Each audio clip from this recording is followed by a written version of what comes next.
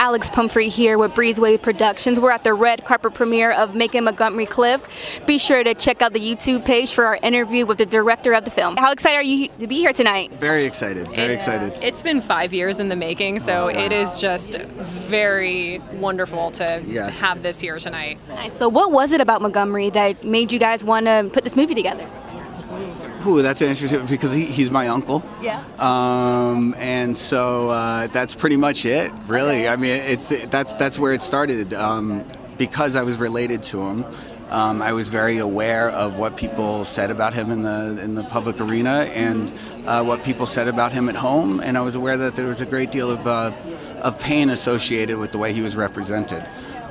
So that's what basically drove me to make the film. I like to say that I've wanted to make this film since I was a child, but of course I didn't know I was going to be a filmmaker, so that's not actually where it started. Got it. So what kind of research did you have to do? I'm sure there was like lots and lots of stuff you had to go through.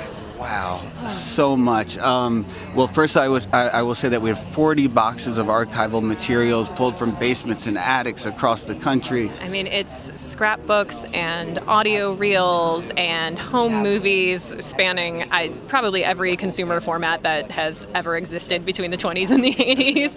I mean, annotated scripts, notes, correspondence. I mean, it really ran the gamut. So there were a lot of primary sources, and it took a great deal of time to sort through it all. Yeah. Now, was anything left out of the movie? Were there some things you had to cut out?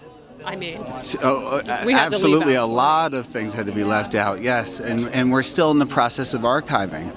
Monty was an incredible photographer, so there are thousands of photographs he took from his theater days that need to be cleaned and scanned and processed and restored. And we only were able to put like 20 in the film. Yes. So he had a great eye, and I really hope that people are going to get to see his photos at some point. Including his, there's a reel that says "My First Reel," and it has his, basically what looks to us today like a selfie. Mm-hmm. Wow. It's beautiful. That's so crazy. What was your favorite part about putting all this together?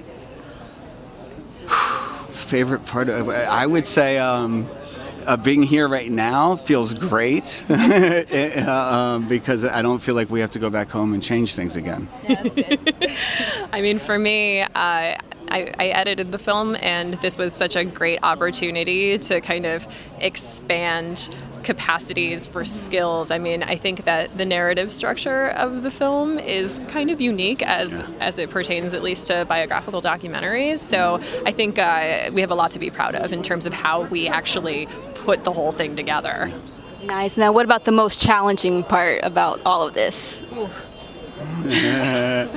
I would say for me, unquestionably, the most challenging part was going through family materials. My father died when I was younger too, so getting reacquainted with family members, it was less challenging due to the fact that Hillary went through the bulk of those materials, so I only had to go through some of it. And I would say, on a project like this, that's a 5-year-long project, I mean, it's a marathon. And so just being able to make sure that everything is moving along and you're synthesizing material in a way that is going to really speak to, this incredible person, it was a big responsibility, and it's one I'm glad that we took on. Yeah. Nice. Now, what do you want the audience to take away after seeing this film about your uncle? Right.